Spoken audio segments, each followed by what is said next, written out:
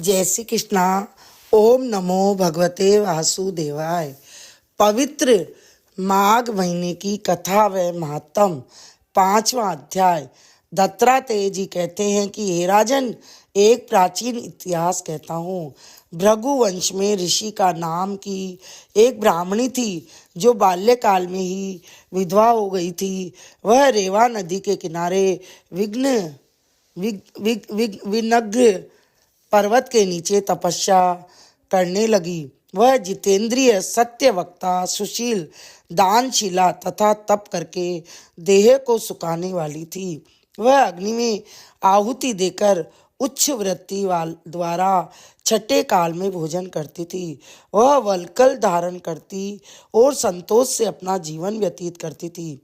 उसने रेवा और कपिल नदी के संगम में 60 वर्ष तक माघ स्नान किया। फिर वहां पर ही मृत्यु को प्राप्त हो गई। माघ स्नान के फल से वह दिव्य 4000 वर्ष तक विष्णु लोक में वास करके सुंद और उपसुंद दैत्यों के नाश करने के लिए ब्रह्मा द्वारा तिलोत्मा नाम की अप्सरा ब्रह्मलोक में उत्पन्न हुई। वह अत्यंत रूपवती, गान विद्या में अति प्रवीण और मुकुट कुंडल से शोभायमान थी। उसका रूप, यौवन और सौंदर्य देखकर ब्रह्मा जी भी चकित हो गए। वह कुमारी तिलोत्मा रेवा नदी के पवित्र जल में स्नान करके वन में बैठी थी। तब सुंद और उपसुंद के सैनिकों ने चंद्रमा के समान उस रूपवती को देखकर अपने राजा सुंद और उपसुंद से उसके रूप की शोभा का वर्णन किया और कहने लगे कि कामदेव को लज्जित करने वाली ऐसी परम सुंदरी स्त्री हमने कभी नहीं देखी। आप भी चलकर देखें।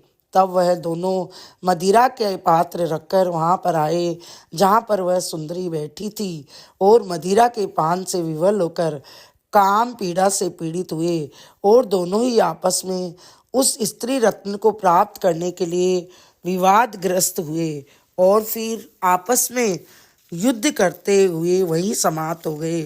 तब उन दोनों को मरा हुआ देखकर उसके सैनिकों ने बड़ा कोलाहल मचाया और तब तिलोत्मा काल रात्रि के समान उनको पर्वत से गिराती हुई 10 दिशाओं को प्रकाशमान करती हुई आकाश में चली गई और देव कार्य सिद्ध करके ब्रह्मा के सामने आई।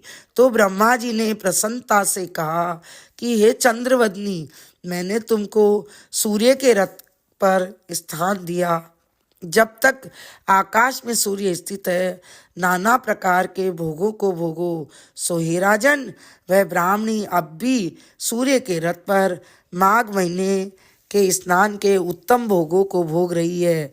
इसलिए श्रद्धावान पुरुषों को उत्तम गति पाने के लिए यत्न के साथ माघ महीने में विधि पूर्वक स्नान अवश्य करना चाहिए। बोलिए विष्णु भगवान की जय। माघ महात्म की जय।